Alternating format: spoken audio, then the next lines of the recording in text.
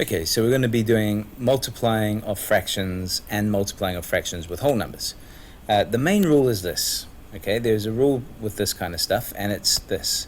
Numerator gets multiplied by numerator, and denominator gets multiplied by denominator. And that's how you get your answer. Okay, so let's figure it out. 15 times 3 is 15. I mean, not 15 times 3. 5 times 3 is 15. 6 times 7 is 42. You look to see if you can simplify. In this case, this can't be simplified by 3. So we divide by 3, and we'll end up with 5 over 14. And that's what you'll end up with.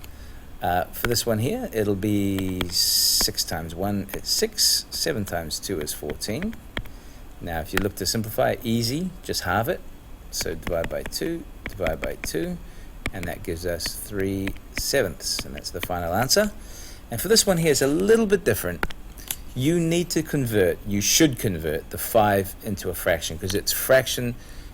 The best thing to do is think of it always as fraction times fraction, not whole number times fraction.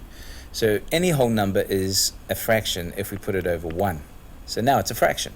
Now it's 5 times 3, which is 15, over 1 times 5, which is 5.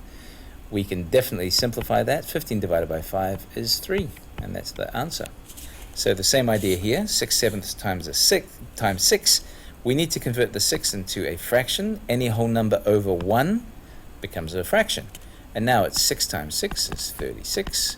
7 times 1 is 7. That's the answer there, but we should convert it to a mixed number. How many times does 7 go into 36? Well, it goes 5 times. 5 times 7 is 35, with 1 left over, and that's the final answer.